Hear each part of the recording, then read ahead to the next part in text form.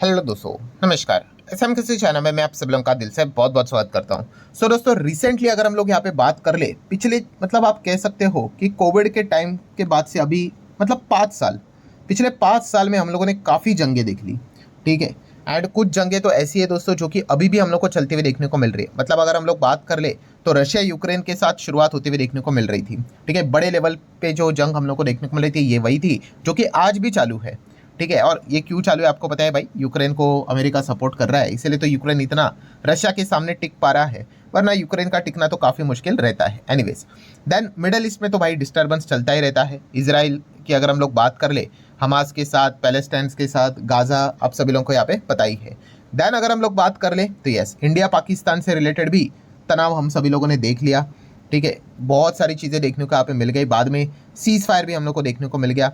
फिर उसके बाद again middle east, Israel Iran से रिलेटेड बड़ा कॉन्फ्लिक्ट देखने को मिल गया, जहाँ पे अमेरिका का एंट्री हो गया। अमेरिका ने इसराइल की मदद भी की एंड ईरान के ऊपर उनके जो न्यूक्लियर साइट्स है उनके ऊपर B2 बॉम्बर्स के साथ अटैक भी कर लिया। तो बहुत सारी चीज़ें हम लोग को देखने को यहाँ पे मिली थी। मतलब क्या है दोस्तों, कि जो अभी की जो रिसेंट एक्टिविटीज़ हुई है, उन्होंने ये जो डिफेंस सेक्टर का जो महत्व है दोस्तों, वो और कई गुना यहाँ पे बढ़ा दिया। ठीक है। जितना हम लोग आगे बढ़ते जा रहे हैं दोस्तों, उतना ही ज़्यादा वॉर रिलेटेड चीज़ें हम लोग को लगातार बैक टू बैक देखने को यहाँ पे मिल रही है। एंड इसीलिए डिफेंस ये एक ऐसा सेक्टर है दोस्तों जहाँ पे ज़्यादा से ज़्यादा इन्वेस्टमेंट यहाँ पे हो रहा है। और जैसे कि आपको पता है, सरकार ने भी आत्मनिर्भर डिफेंस का नारा तो ऑलरेडी दे दिया है। ठीक है। पहले अगर हम देखेंगे 2014-15 में डिफेंस से रिलेटेड कितना प्रोडक्शन होता था, 46,429 करोड़, जो कि अभी आप यहाँ पे देख सकते हैं 1.25 करोड़ के आसपास जाते हुए देखने को यहाँ पे मिल चुका है। सो काफ़ी कमाल का डेटा देखने को यहाँ पे मिल रहा है। बट येस, इतना प्रोडक्शन काफ़ी नहीं, इसको और भी यहाँ पे बढ़ाना पड़ेगा। एंड आने वाले समय में हम सभी लोगों को पता ही है भाई कि आत्मनिर्भर डिफेंस के चलते डिफेंस बजट भी यहाँ पे कमाल का बढ़ने वाला है। और जैसे मैंने कहा कि डिफेंस बजट तो अभी भी हमारा काफ़ी कम है। जिस प्रकार के कंट्रीज़ के साथ हम बॉर्डर शेयर करते हैं, एटलीस्ट $100 बिलियन का तो डिफेंस बजट होना ही चाहिए। स्टिल वी आर मतलब 70-75 बिलियन डॉलर के आसपास ही हम लोग मंडरा रहे हैं। तो $100 बिलियन का डिफेंस बजट कब होगा वो देखने वाली बात है। तो जाके हम यहाँ पे कह सकते हैं कि हमारी जो डोमेस्टिक लेवल की जो कंपनीज हैं वो और एग्रेसिवली यहाँ पे प्रोडक्शन कर पाएगी, काम कर पाएगी। और जैसे मैंने आप लोगों को यहाँ पे सिखाया था दोस्तों, आपका लॉजिक क्लियर होना चाहिए, तो जाके आपको मार्केट में सफलता हासिल होती है। मतलब क्या है, जैसे मैंने कहा कि ये जो डिफेंस जो है लड़ाई है ना दोस्तों, फ्यूचरिस्टिक चीज़ें बदलने वाली है। ठीक है। मतलब अगर आप ये चीज़ों को चेक करोगे, इतिहास में पहले लड़ाई कैसे होती थी, तो लोग एक दूसरे के ऊपर पत्थर मारते थे और जाने लेते थे। ठीक है। देन उसके बाद तलवारें आ गए, आप सभी लोगों को पता है, हाँ, वो भाला बीला आ गया, तलवारें आ गई। देन बो एंड एरो आ गया। देन उसके बाद बंदूकें आ गई, अलग अलग टाइप के बंदूकें देखने को मिल गई।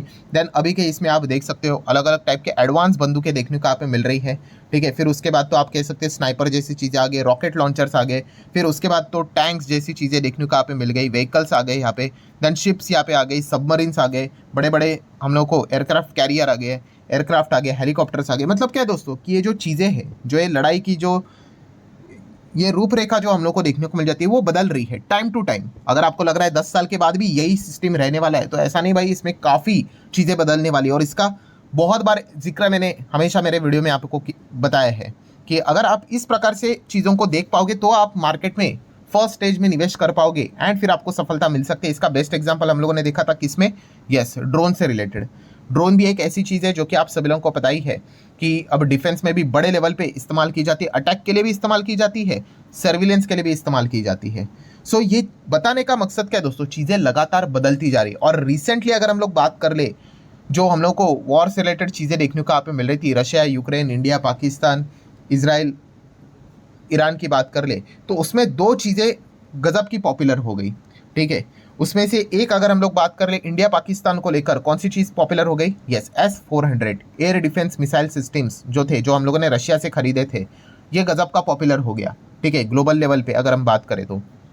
एंड दूसरा अगर हम लोग बात कर ले, जो इसराइल एंड ईरान के बीच में जो डिस्टर्बेंस देखने को मिला था, जहाँ पे अमेरिका की एंट्री हो गई, तो वहाँ पे कौन सी चीज़ पॉपुलर हो गई, यस, जो बंकर बस्टर बॉम्ब जो हम लोग को देखने को मिल गए, जो कि अमेरिका ने B2 के जरिए ईरान के ऊपर जो उनके न्यूक्लियर साइट्स को तबाह करने के लिए इस्तेमाल किए थे।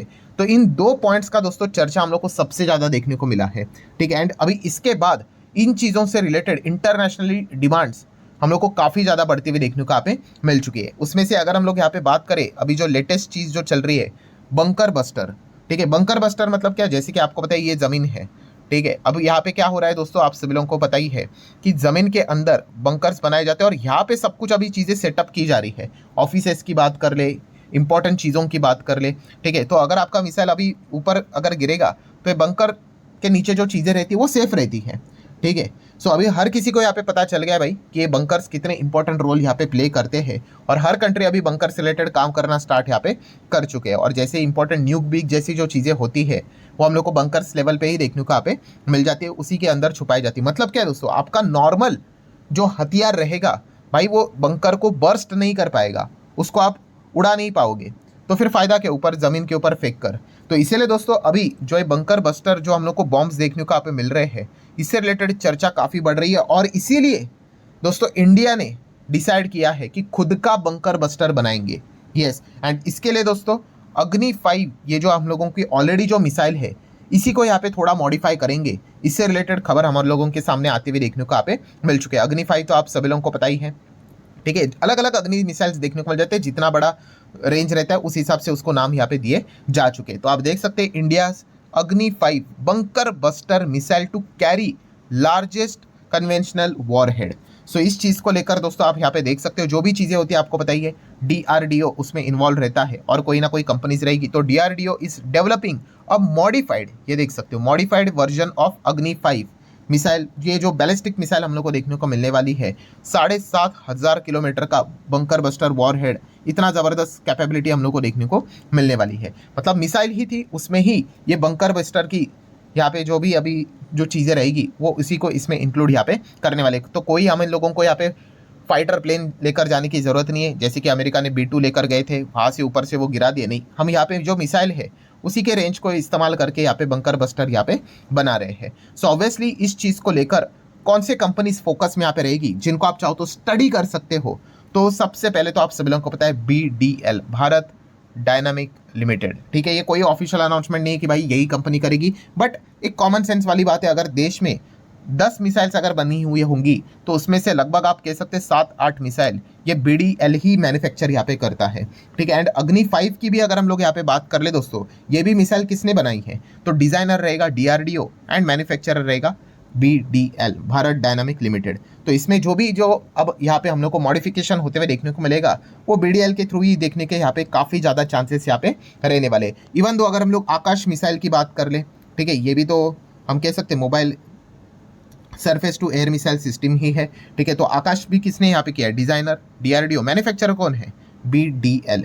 देन अगर आप चाहो तो पृथ्वी मिसाइल की बात कर ले, same story, designer DRDO, manufacturer कौन है, BDL। इनफैक्ट यहाँ पे इंडिया पाकिस्तान कॉन्फ्लिक्ट जब हुआ था तो ब्रह्मोस मिसाइल भी ज़बरदस्त चर्चे में आई थी और तभी भी मैंने आपको बताया था कि भाई ब्रह्मोस मिसाइल अगर आप चेक करोगे तो डिज़ाइनर यहाँ पे DRDO ज़रूर देखने को यहाँ पे मिल जाएगा, बट मैन्युफैक्चरर BDL नहीं है, ठीक है। यहाँ पे ब्रह्मोस एयरस्पेस लिमिटेड की अगर हम लोग बात करें एयर स्पेस की, ठीक है, तो ये हम लोग को ओनर देखने को यहाँ पे मिल जाते हैं। DRDO एंड NPO की अगर हम लोग बात करें, जो कि रशिया एंड इंडिया ने है, यहाँ पे BDL का कोई रोल नहीं है, ये तभी भी बता रहा है एंड अभी भी मैंने आप लोगों को यहाँ पे बता दिया है। बट बताने का मकसद क्या है, जैसे अभी मैंने आपको कहा कि मैक्सिमम अगर आप मिसाइल्स को चेक करोगे, ठीक है, एंटी टैंक मिसाइल भी चेक करोगे तो वहाँ पे भी आपको BDL का ही नाम देखने को मिलेगा। तो लोग प्रिज्यूम करके चलते हैं कि भाई जब भी मिसाइल से रिलेटेड कोई चीज़ अगर होगी तो BDL को ही कॉन्ट्रैक्ट मिलने के चांसेस यहाँ पे रहते हैं। देन सिमिलर वे अगर हम बात करें तो BEL का भी योगदान होता है। भाई मिसाइल मतलब ऐसा नहीं कि बस एक ही कंपनी इन्वॉल्व रहती है, बिल्कुल नहीं। एक गाड़ी बनाने से रिलेटेड 10 से 15 कंपनीज उसमें लगी रहती है, तो मिसाइल के लिए थोड़ी ना एक ही कंपनी बनाएगी, मल्टीपल काम यहाँ पे होते हैं। अभी भारत इलेक्ट्रॉनिक की बात कर ले तो ये भी एरोस्पेस, सैटेलाइट, डिफेंस, कम्युनिकेशन, इन सभी सेगमेंट में इन्वॉल्व है जो कि मिसाइल में यहाँ पे इस्तेमाल यहाँ पे किए जाते हैं, तो इसको भी बेनिफिट यहाँ पे मिल जाता है। प्रीमियर एक्सप्लोजिव्स की बात कर ले तो ये भी डायरेक्टली इनडायरेक्टली मिसाइल से रिलेटेड काम यहाँ पे करती है। सोलर इंडस्ट्रीज की बात कर ले, ठीक है, गोला बारूद जो अंदर डाला जाता है वो इन्हीं कंपनीज की ओर से डाला जाता है, तो इनको भी डायरेक्टली इनडायरेक्टली यहाँ पे बेनिफिट मिल जाता है। सो इन कंपनीज को आप स्टडी कर सकते हैं। S-400 को लेकर तो ऑलरेडी मैंने डिटेल में वीडियो बनाया था कि अगर S-400 अगर यहाँ पे आ रहा है, जहाँ पे बताया जा रहा था India to get its own version of S-400 air defence system, sources के जरिए खबर यहाँ पे आई थी, ठीक है, एंड बताया था कि देसी S-400 आ रहा है अंडर द प्रोजेक्ट कुशा।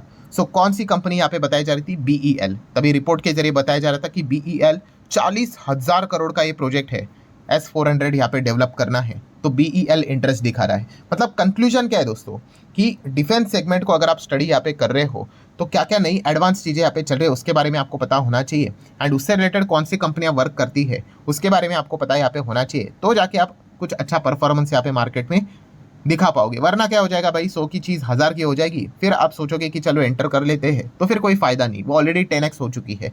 सो पहले सोचना आपको यहाँ पे आना चाहिए। तो इस प्रकार से आपको डिटेल स्टडीज यहाँ पे करनी पड़ती है कि अभी ग्राउंड लेवल पे एग्जैक्टली क्या क्या चीज़ें चल रही है, जिसका भविष्य हम लोग को आगे आने वाले समय में देखने को यहाँ पे मिलने वाला है। सो आशा करता हूँ दोस्तों ये वीडियो आपको हेल्पफुल लगा होगा, बहुत सारी चीज़ें सीखने को भी मिली होगी। चाहो तो लाइक एंड शेयर कर सकते हो। मिलते हैं नेक्स्ट वीडियो में, तब तक के लिए बाय बाय।